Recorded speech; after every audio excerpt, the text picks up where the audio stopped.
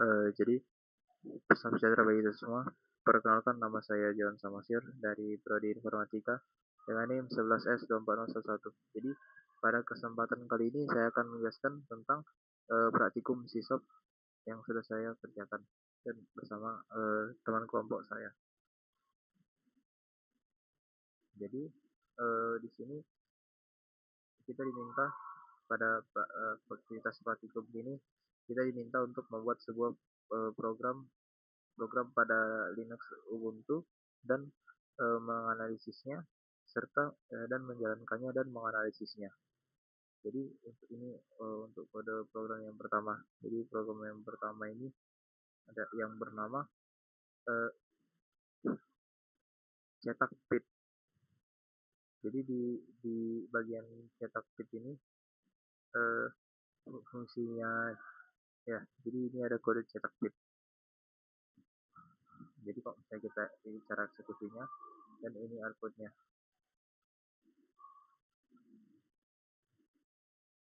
Ya, di sini digunakan fungsi utama itu getBit. Ini ada getBit dan getBit di mana ini p-nya 2, ini p-nya 1. Bedanya itu dia beda dari getBit dan getBit itu dia kalau misalnya dia getBit dengan p1 dia berfungsi untuk menanyakan nomor identitas dirinya sendiri kepada sistem operasi. Misalnya itu kayak ada orang melihat nomor KTP-nya sendiri agar bisa dikenali oleh sistem.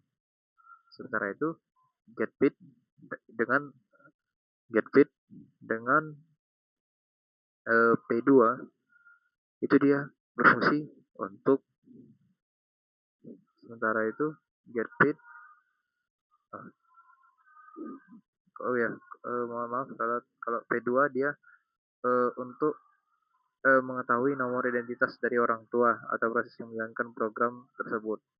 Dimana ini kan P-nya 2 kan, ya udah berarti itu satu ada kalau ada P-nya 1 ini arti dari P-nya P yang 1 ini adalah parent ya.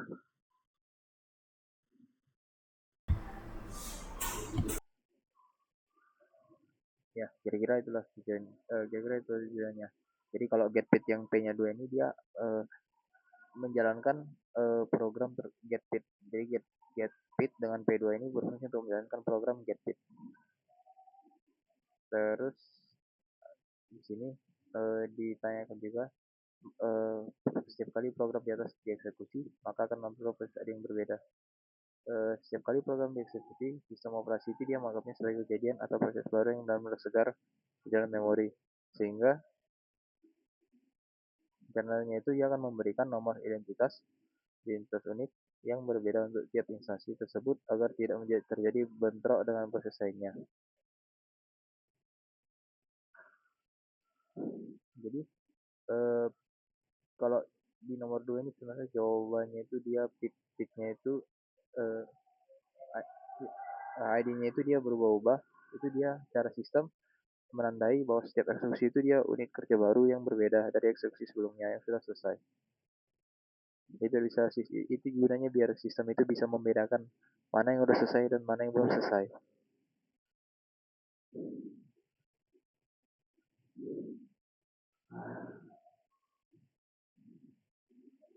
Terus kalau di sini kita di nomor selanjutnya kita diminta untuk membuat sebuah program dengan nama system.c.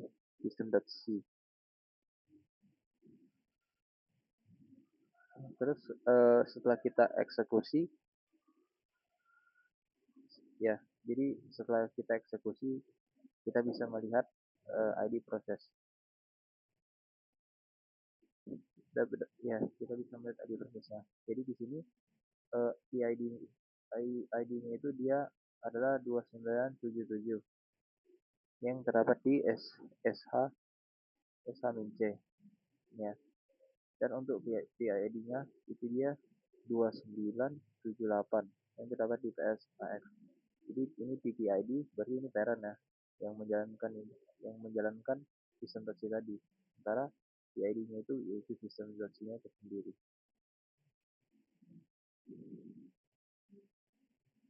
kemudian kita diminta lagi untuk membuat sebuah program yang menggunakan fungsi exec.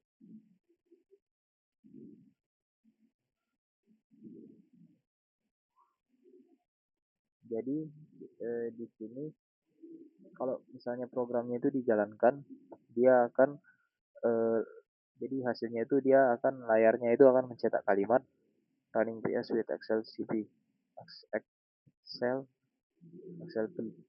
Nah, setelah itu layarnya itu akan mengambilkan daftar proses sistem yang sedang berjalan, di mana kalimat dan itu tidak akan pernah dicetak. Di sini fungsi SLT juga termasuk dalam keluarga fungsi exec. Cara kerja fungsi ini dia adalah mengganti seluruh citra proses yang sedang berjalan dengan program baru. Ketika Excel Excel Excel Excel Excel LP berhasil dipanggil memori, tumpukan stack dan kode dari program awal itu dia akan dihapus dan digantikan sepenuhnya oleh kode program PS. Nah, karena program lamanya itu ditimpa oleh proses baru, maka kode setelah SLCP itu tidak akan pernah dieksekusi oleh sistem operasi. Proses manakah yang dijalankan pertama kali? Jadi dalam kode ini dia sebenarnya nggak ada. eh, jadi di sini secara langsung disimpulkan aja yang jalan pertama kali itu dia instruksi yang ada di dalam fungsi main. Terus eh, sistem operasi dia akan mengganti si proses tersebut dengan perintah PS.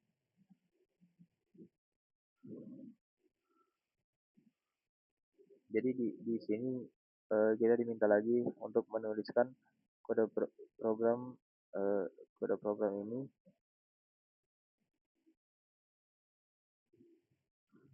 dimana kalau kita jalankan outputnya itu akan jadi seperti ini.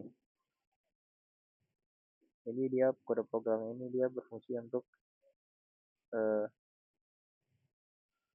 ini programnya itu berfungsi untuk langsung mencarikan ID, APID dan PPID dari program ini. Nah, eh, ya, jadi di program ini ada digunakan pemanggilan fork. Jadi fork itu apa sih? Nah, fork itu dia eh, jadi fork itu dia gunanya itu buat menduplikasi proses yang sedang berjalan. Jadi misalnya kayak ini tadi kan, ini kan dia ada eh, parent proses dan main proses. Ini ya, jadi. Nah, disinilah kita pakai fork biar melakukan yang metode yang sama lah untuk yang di bawahnya ini kan sama kan, cuman beda ini aja apa beda objek yang dioperasikan, yang dicari PID-nya, tapi eh, tapi prosesnya itu kan dia sama kalau cara mencari PID-nya sama PPID-nya. Itu itulah fork.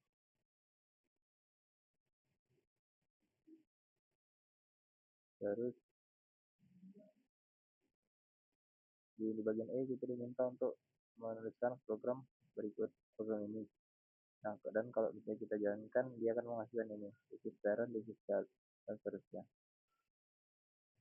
Jadi di sini ada juga fork seperti yang tadi, karena kan ini berulang-ulang kan ya.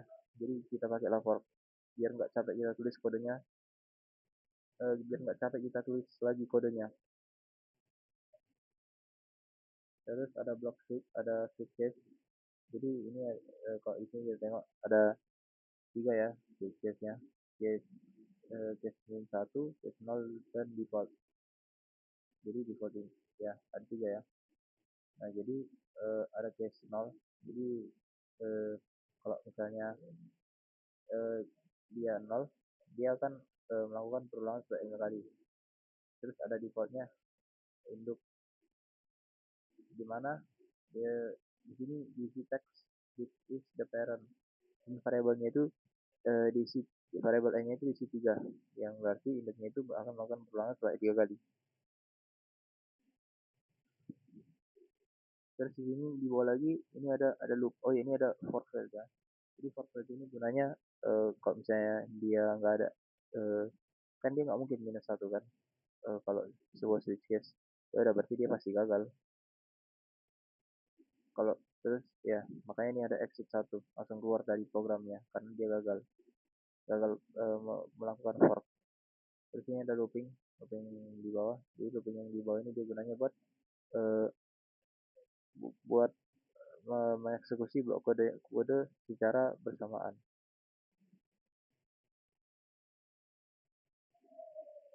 Ya.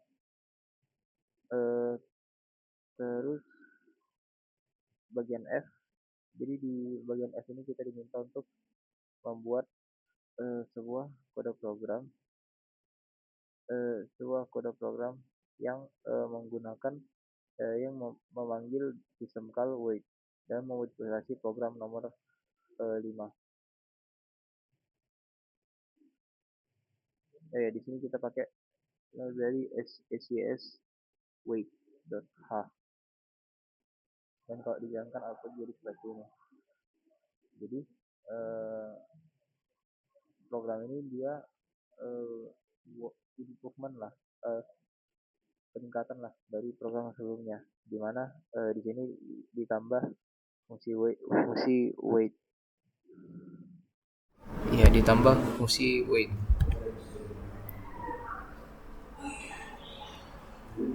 Ya, jadi di sini juga ada for, di mana di sini ada induk dan anak yang berjalan secara bersamaan.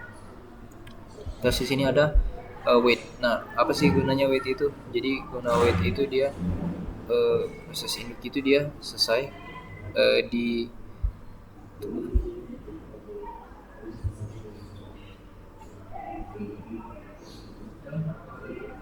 ini kan ada wait kan. Oh, jadi gunanya wait itu dia pada detik ketiga itu dia proses induknya selesai dengan perulangan for-nya. Namun karena ada perintah child bit, proses induk itu dia akan berhenti dan menunggu di baris tersebut.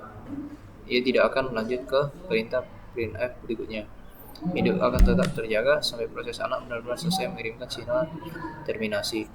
Sehingga ini mencegah proses anak menjadi orphan yatim tanpa induk dan mencegah proses induk selesai terlalu cepat sebelum anak merampungkan tugasnya. Terus ada pengambilan status keluar. Setelah anak selesai mencetak pesan kelima dan melakukan aksi 37, proses induk akan menerima sinyal tersebut. Wait akan mengembalikan bit anak yang baru saja selesai ke variabel child bit. Status keluar anak disimpan dalam variabel start value. Maaf. Ya, terus ada wipe with exited digunakan untuk mengecek apakah anak berhenti secara normal, dan with exit status untuk mengambil nilai kode yang keluar, kode keluar yang dikirim oleh anak.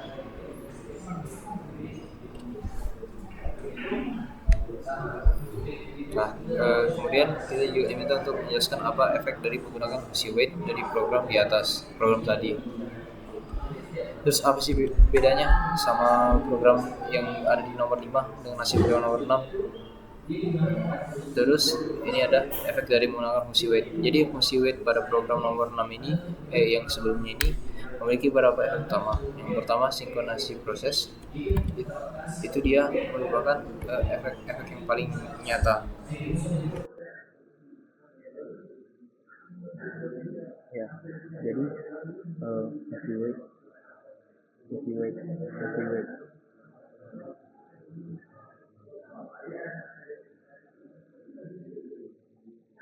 Ya, jadi fungsi wait itu dia ya. Jadi kegunaan fungsi wait itu yang pertama ada sinkronisasi proses. Jadi ini dia perannya itu dia akan berhenti sejenak dan menunggu sampai proses anak benar-benar selesai dieksekusi sebelum mengirimkan kembali ke berikutnya. Terus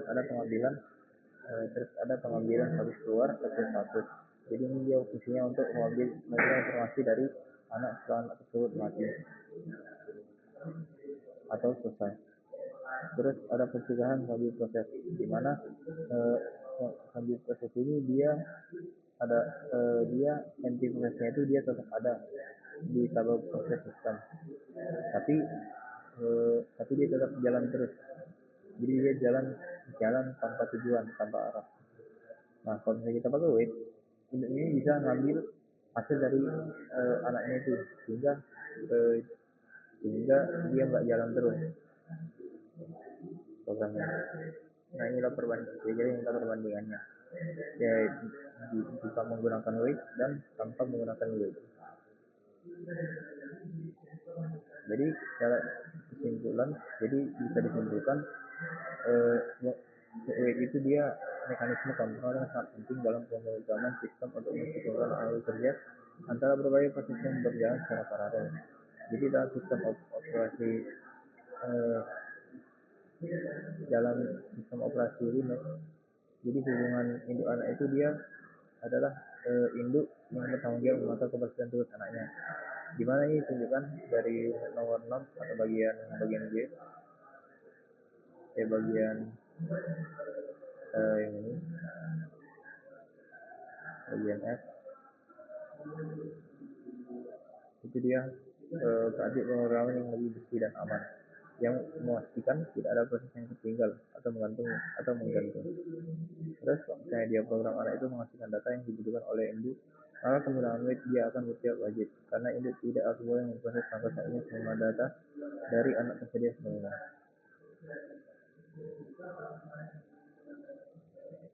Nah, terus ada bagian hal ini kita diminta untuk di sini kenapa parent proses itu dia harus memanggil sistem call wait, dan apa yang terjadi jika wait tidak dipanggil.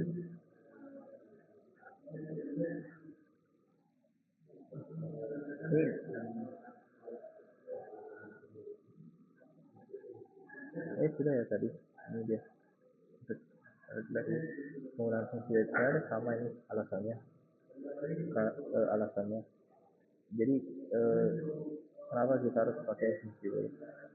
Lagi-lagi itu dia untuk menutup sinkronisasi alur kerja antara induk dan anak. Kemudian mengambil status keluar dari anak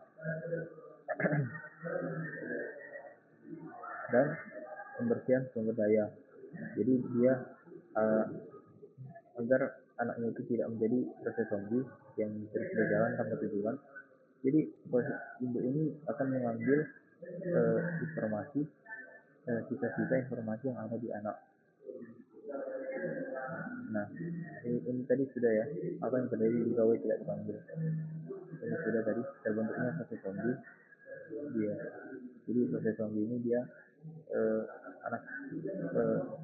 proses anak itu sudah selesai dieksekusi, tapi NCS datanya masih tersimpan di tabel proses sistem operasi karena induknya belum panen prosesnya melalui wait. Jadi dampaknya ini dia dapat memakan entry di proses. Kalau misalnya proses stable, tapi kalau misalnya dia banyak ID, sistem itu bisa kehabisan proses ID sehingga sistem tidak bisa menjalankan proses baru lagi. Terus ada terbentuknya proses yakin, jadi proses yakin ini akan terbentuk jika proses hidup dia mati atau selesai lebih dulu daripada sebelum memanggil wait, sementara anaknya itu dia masih berjalan. Untuk bagian I, ini juga kita diminta untuk menuliskan kode, untuk mengetik kode di text editor Ubuntu. Terus kita diminta untuk mengamati programnya, dan ditanya apakah hasil dari perintah PS script I. Jadi guna hasil dari PS script I ini dia begitu jalan karena program tersebut, dan segera melakukan PS I itu dia akan memunculkan dua baris proses yang berkaitan dengan program. Jadi yang pertama itu ada parent, ini memiliki status S waiting karena sedang menjalankan perintah sleep. Terus ada anak, dia pada kolom S dia akan ada huruf Z. Di kolom CMD nama prosesnya disebut sebagai zombie. PID atau parent ID dari program anak ini akan sama dengan PID dari program. Hal ini dapat terjadi karena zombie proses tadi ini dapat terjadi karena kecepatan eksekusi, kondisi induk, kondisi induk, kondisi induk dia masih hidup tapi tidak melakukan apa-apa. Ya, makanya eh, makanya di SMB itu bisa berkeliaran karena induknya itu nggak melakukan apa-apa, nggak diambil lah kok akses datanya itu.